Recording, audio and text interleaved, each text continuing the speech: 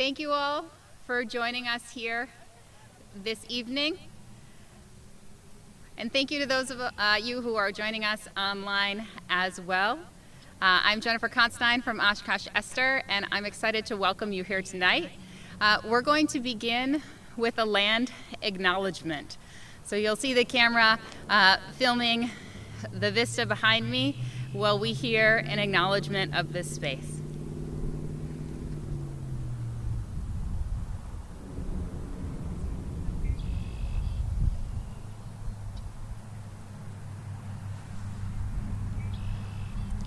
Poso mikikuki enektakam.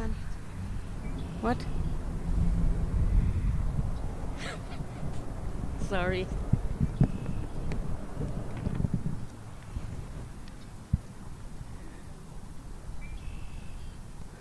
Poso mikikuki enektakam makana totem. I'd like to acknowledge where we're standing right now. My nominee relatives and our other relatives, Ho-chunk. But we're gathered here to acknowledge this gathering, MMIW, and all the people that are here. It's an honor and a privilege to be asked to do this. I ask that you bear with me. I'm nervous, but the grounds that we're standing on, our ancestors walked these grounds. They were in the water. It was a way of traveling. But to acknowledge all that's going on today, and that we need to support all the MMW organizations. We need to stop that are missing and murdered women and girls and two-spirited. Mwiwanan, thank you.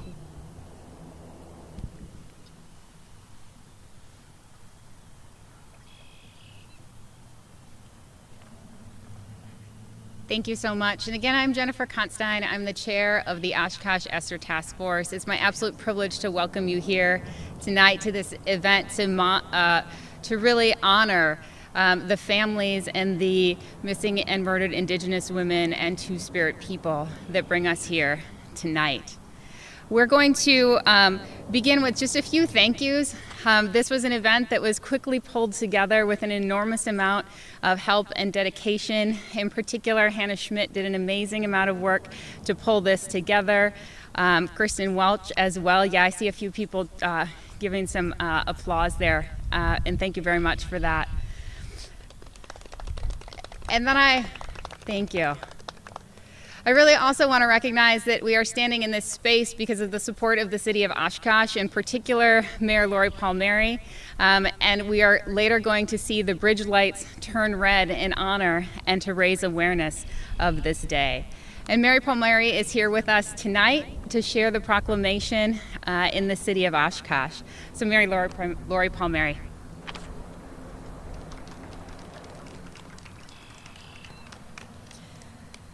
Poso wiwinan.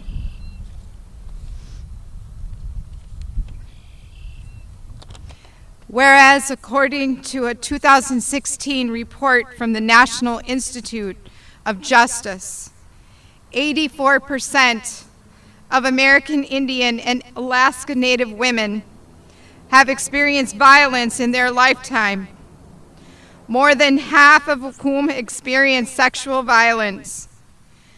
And whereas, according to the Centers for Disease Control and Prevention, homicide is the third leading cause of death among American Indian and Alaska Native women between 10 and 24 years of age, and the fifth leading cause of death for American Indian and Alaska Native women between 25 and 34 years of age.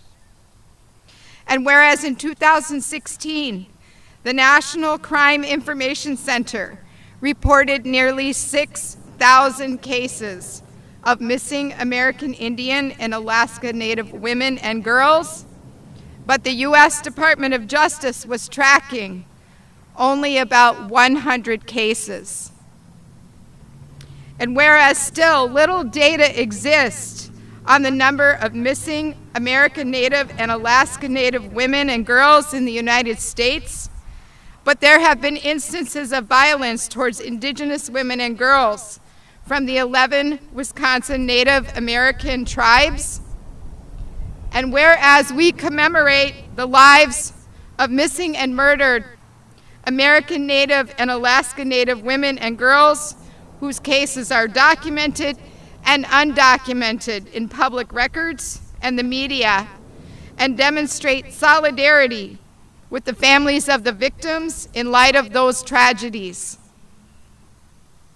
Now therefore, I, Lori Palmeri, Mayor of Oshkosh, do hereby proclaim May 5th, 2021 as a day of awareness for missing and murdered Indigenous women and girls in Oshkosh, and encourage all citizens to work to support and resolve to act to prevent further victimization. Wawinan.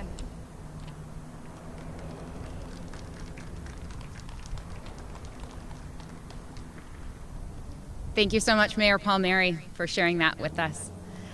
I'm pleased that we're able to be joined tonight by folks who can share with us how we can advocate, how we can support, and share with us their stories so that we can honor their experiences. I'm going to invite up next to the microphone Kristin Welch.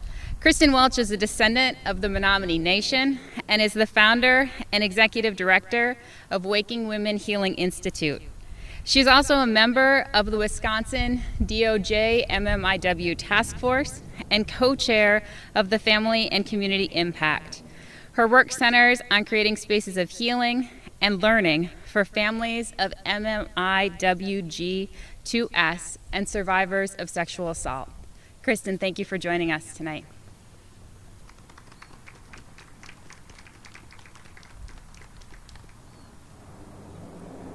Poso, Buju, Natamatamo, Dijnakas, Wabijeshi, Nindodem, Kayas Mamachito, Kamat Nomanewik, Anishinaabe Koyandao, Made Koyandao.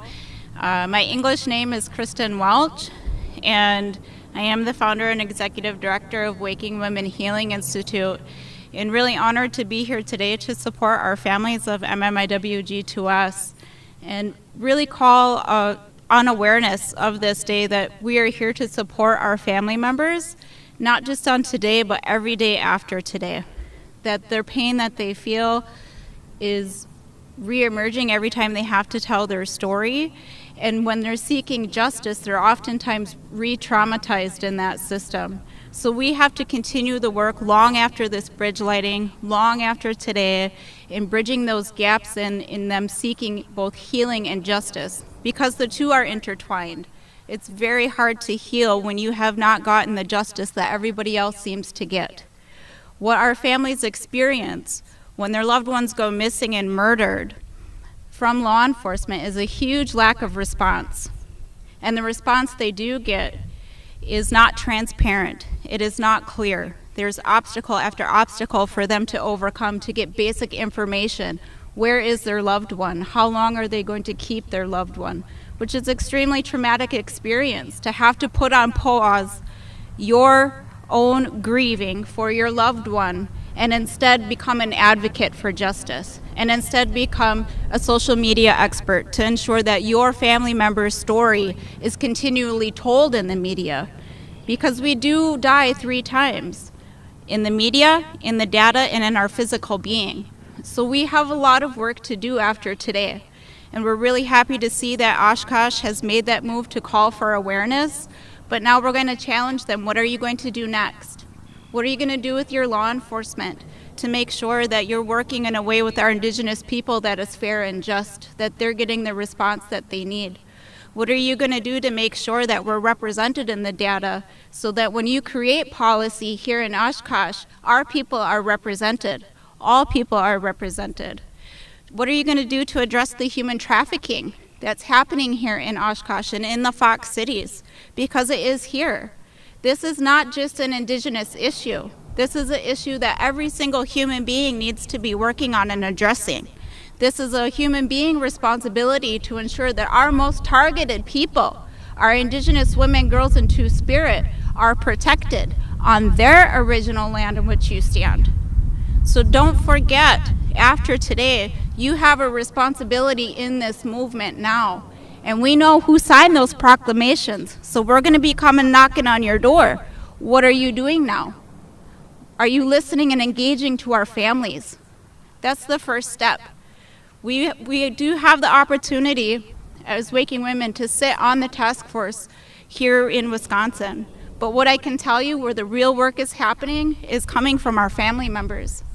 They're leading the fight in this movement.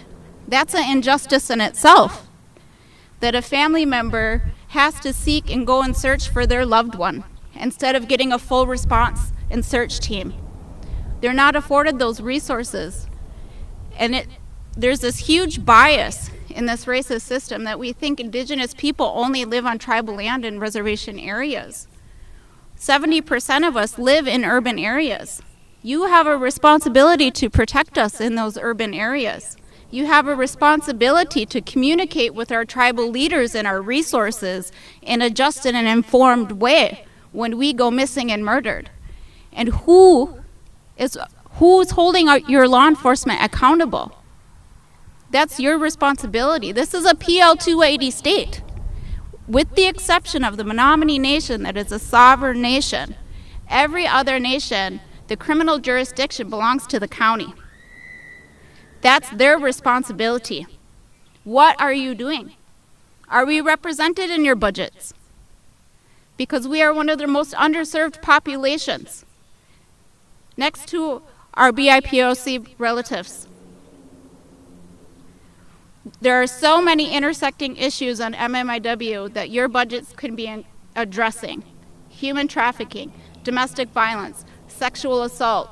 What are you doing to create a greener economy and move away from resource extraction and extractive industries? What are you doing to advocate for that at the local level? Because everywhere you see resource extraction in areas of pipelines, the violence against Indigenous women increases by 70%. Human trafficking follows those pipelines. You can guarantee it. Where those man camps pop up, which are these pop-up cities along these pipelines of hundreds of men coming from out of state all over the place, and they are not policed. Where do they put those pipelines? Rural areas, tribal lands. Who are the most under-resourced areas? Rural areas, tribal lands. Do you think that our law enforcement, our tribal law enforcement, has the resources to be overextended to man and protect those man camps when we're already stretched thin in our tribal and urban communities? Remember where we are. Remember that we're here. We're in your communities. And in every place that there is a decision being made, you should have a BIPOC person and an Indigenous person represented. Several people represented from our BIPOC populations, and especially our families of MMIW. It breaks my heart that my sister has to come here and advocate to bring awareness to this issue. But she does it. She does it on behalf of her mom, she does it on behalf of her family members, and she does it on behalf of all of our missing and murdered Indigenous relatives. Now we're calling on you. It's time for you to step up and take your responsibility in this. We talked about budgets, we talked about resource extraction, and now we need to talk about the media representation. When our stories are told, we are always labeled as sex workers, prostitutes, the drunken Indians. You never hear that we are mothers, that we are lawyers, that we are doctors, that we are grandmothers, that we are daughters. You have a responsibility to tell that we are human beings. We deserve to be represented on a national level in the media, which oftentimes we are not. That's left up to our family members, creating missing and murdered posters for their family members and putting it out and hoping we can reach who we need to on social media. That's how we get the word out. Very rarely do we get media representation unless we call the media. We bring them to us. And why is that? There is always somebody else's narrative that is told in our story. And it is not our narrative. It is not the indigenous narrative. Nobody knows the real history of the so-called United States. That's the root cause of this, is the colonized behavior, the patriarchal thinking that you have the right to own another human being, or that they are less than because of their gender, or they are less than because of their color. We need an entire shift in the way that we think. We need an entire shift in the way that we treat each other as human beings. And we need an entire shift in this movement and recognizing that we need everybody to come together at all levels, from the grassroots all the way up to the federal responsibility. And that comes on our states. If you are in a position of leadership within the state level, you need to put some pressure on our federal partners to do their job, to protect their indigenous relatives, and to uphold their trust responsibilities to the indigenous people. No more stolen sisters. No more pipelines. We have had enough. We are not allowing you to come and rape and murder our women. We are not allowing you to come and rape and murder our Mother Earth anymore. And this is not a fight that we have to do alone. We should not have to put this responsibility onto our family members or solely indigenous people. And it is so good to see so many of our ally partners here today standing with us. We need more of that. Use your privilege in every way that you can. And not just open that door. We don't need you to tell our story. We need you to pull us up into those spaces so we can tell our own story. And when we get us there, when we get ourselves there, because that's usually what happens, we need to ensure we're protecting and watching out for our family members, that they hold those spaces of decision making, that we're just standing behind them and supporting them. They're the experts in what's been happening. They've experienced it, they've lived it, they carry it with them every single day. They're the solution to this issue, to this crisis that we face today. All we have to do is listen to them and put those solutions into action. It is not that hard to investigate when someone goes missing or murdered. Do your job. We're asking for real basic things here. Investigate fully when our loved ones go missing and murdered. Give them the resources and the attention that they deserve. Prosecute. If you know a prosecutor within your city, within your county, you had better make sure they are doing their jobs in prosecuting human trafficking, that they are prosecuting any sexual violence and acts against Indigenous women, girls, and Two-Spirit, and all people. There is a huge lack of prosecution in our cases of sexual violence and trafficking. There is a huge lack of prosecution when we even go murdered. Many times we have to advocate for basic charges. They start with the lowest charge. We'll give them manslaughter. We'll start with that and see where we go. That's not what everybody else gets. They get national news, CNN, murder charges. We have to advocate and fight and rally and show up on the federal steps so that we are heard and let them know that we're not going away. Then they up the charges. Somebody needs to hold these people accountable. It's not just at our local level. It's not just at the state level. The federal level has a responsibility in this. Push those resources where they need to be going, to the most targeted peoples. If you can protect our most targeted peoples, everybody else will benefit. Everybody else will benefit. Part of what we're doing is to create awareness.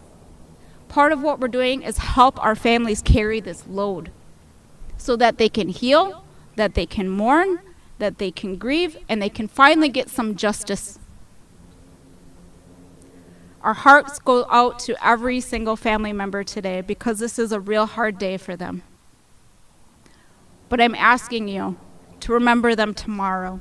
Remember them next week. Remember them a year from now.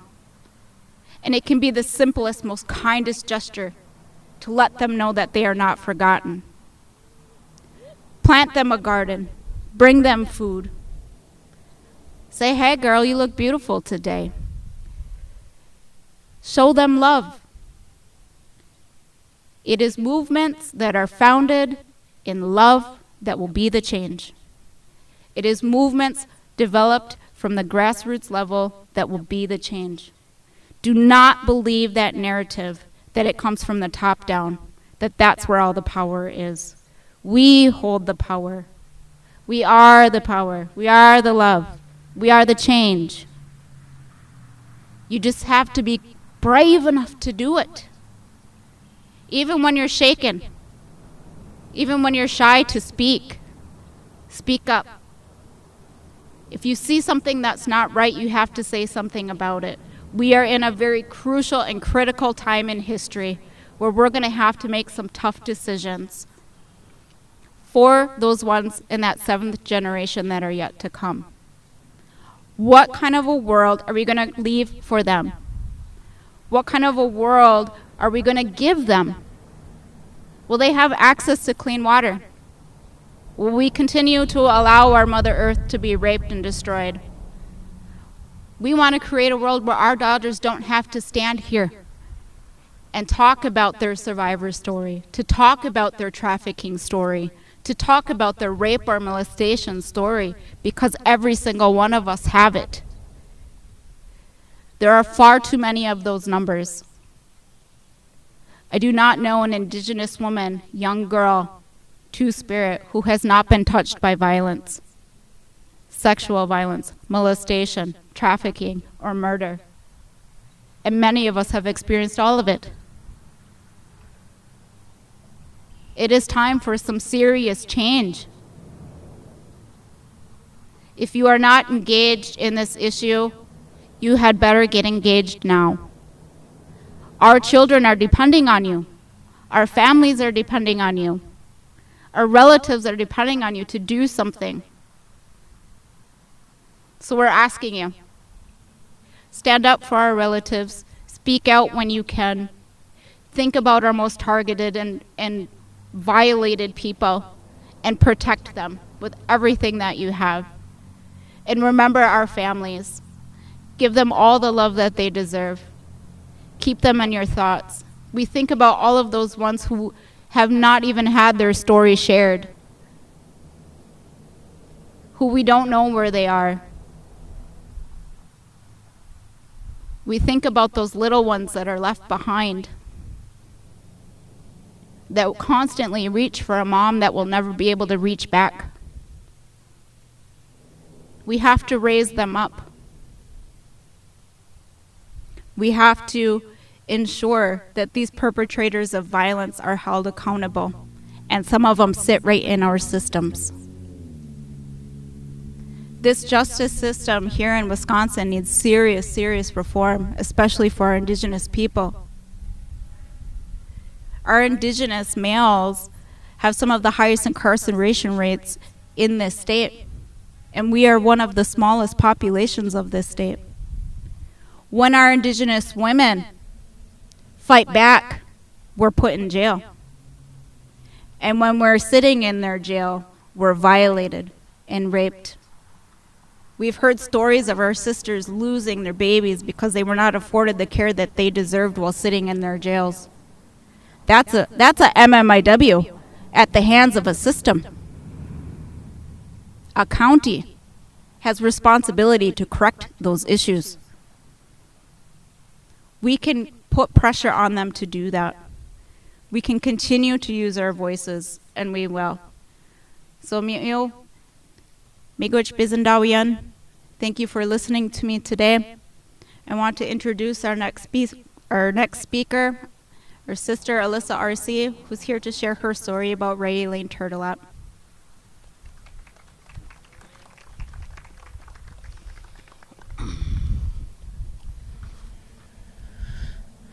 Hi, I'm Alysse Arce. I'm Ray Elaine Turtelot's daughter. My mom, she was missing in October 15th, 1986. At the time, I was only 7 weeks old.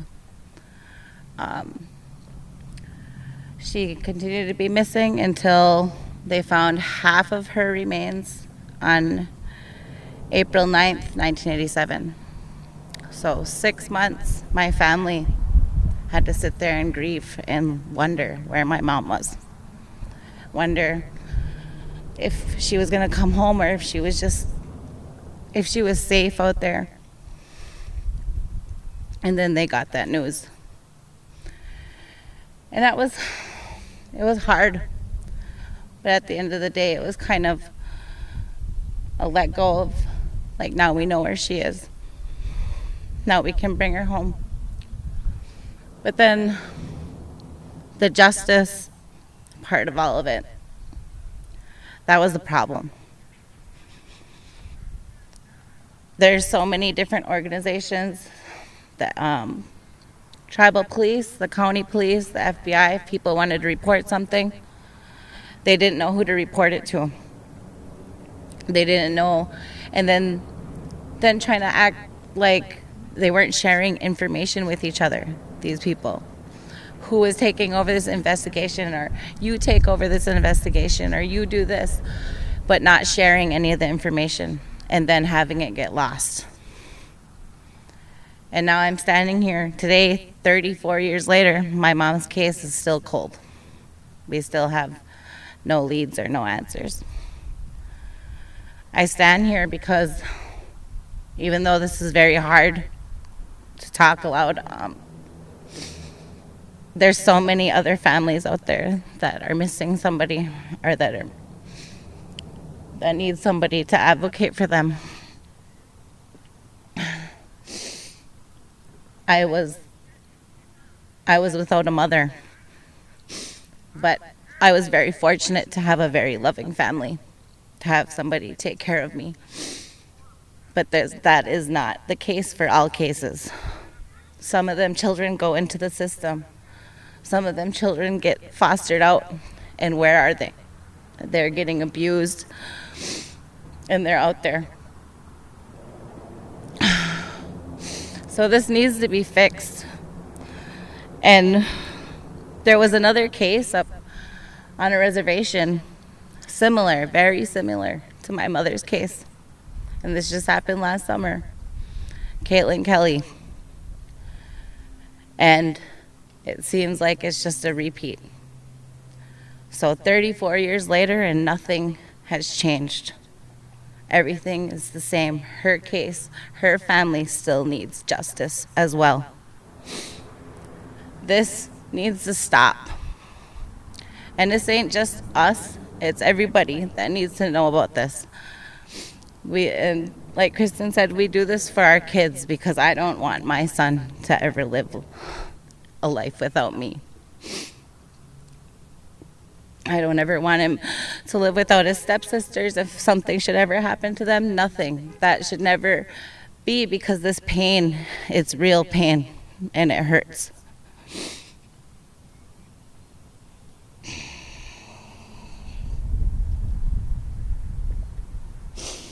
So we need your help.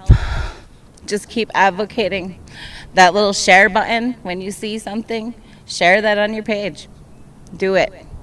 Media coverage, all this stuff. I mean, any little thing that helps, because not a lot of people know. I was just in Chicago, and people, what are you here for? And I was telling them that I was here to speak for MMIW. And they just,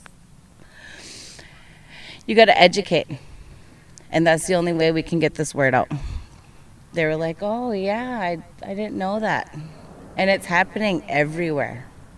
It's happening all over the United States, Canada, just like she said, by all them man camps that are by them oil things. That is happening all over. That's why you see all these Montana, South Dakota, North Dakota, all these names that are on these things. That's because why? And then it's a jurisdiction issue. It needs to be, and I'm grateful that we're doing the Wisconsin Task Force. So grateful for it, but it's only the beginning. and it needs to get better. So I do this for my mom, I do this for my family, and I do this for all the other families out there. Hopefully everything will get better and our children can live in a safer world than we do. Thank you.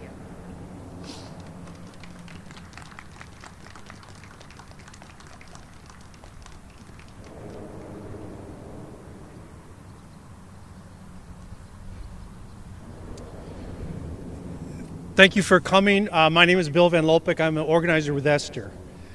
And I think it's not ironic, but it's very instrumental that we're standing here in the city of Oshkosh, where on these shores, Menominee Chief Oshkosh would walk. And ever since then, because of colonization, you could line this whole river with silhouettes of Ray Elaine Turtelot like this, on both sides of the river. Since that time. So as my sisters say, now's the time to stop this. And it's through education like this and people like you that we can stop this. You know, and one thing I have learned from my sisters like Hannah and Kristin and Mary and Alysse, that I'm always reminded we're all relatives. We're all relatives. Brittany is my sister. Trinity is. We're all part of this whole family. This is not just an indigenous thing. It's not just a Menominee thing or a Ho-Chunk or whatever. We are all involved in this very same issue. And I feel very encouraged because of the courage of folks like Alysse who come out and speak and inform us and let us know what's happening. And I can promise you, ESTHER as an organization will continue to work on this issue. And it's not just going to be tonight. We will continue to fight and back you up on this issue and other families too that are represented here. So Wawanan, Miigwech for coming out tonight to all of you and to continue to work on this issue. So thank you very much.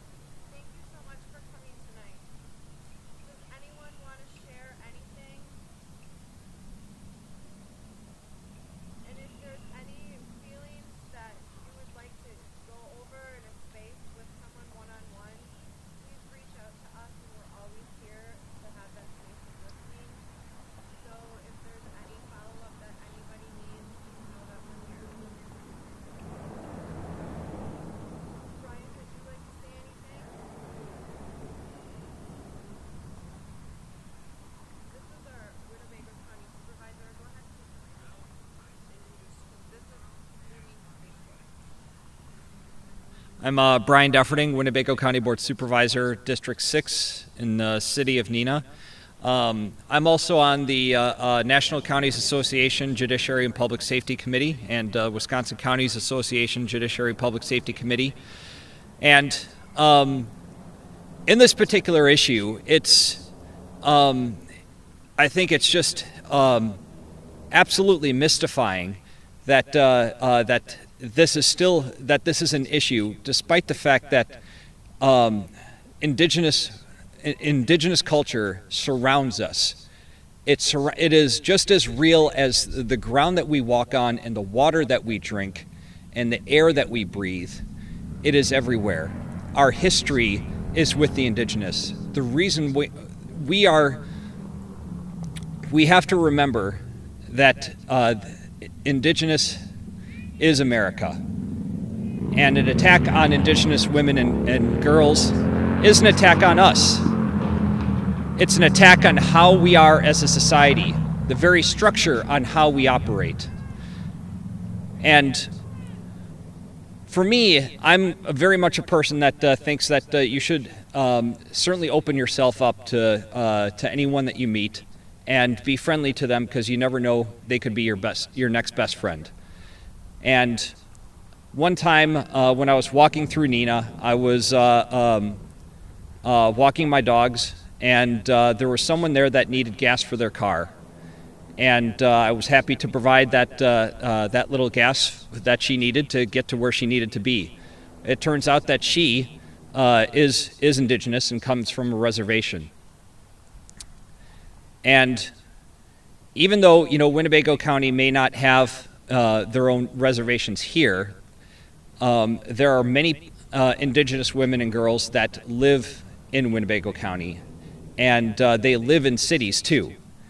And so we have to keep that in mind, that this isn't just something that happens on a reservation. This happens everywhere, and they are constantly being exploited. And the worst part of it is how we ignore it. And there's just an immense amount of silence. And I'm very much a person that believes that silence is violence when it comes to something like this. It is my duty to make sure that government does its very basic job of investigating and finding these missing women and girls and performing and acting justice. It is my responsibility, and it's everyone's responsibility, to make sure that that happens. It is a very, very basic role of government, and it's not happening right now for the indigenous, and that is an immense tragedy. It is just, it is our job to do this. It is my job to do this. It's everyone's job to make sure that we are doing its very basic role as of government to prosecute these missing, to prosecute those who are assaulting indigenous women and girls. That's all I have. Thank you.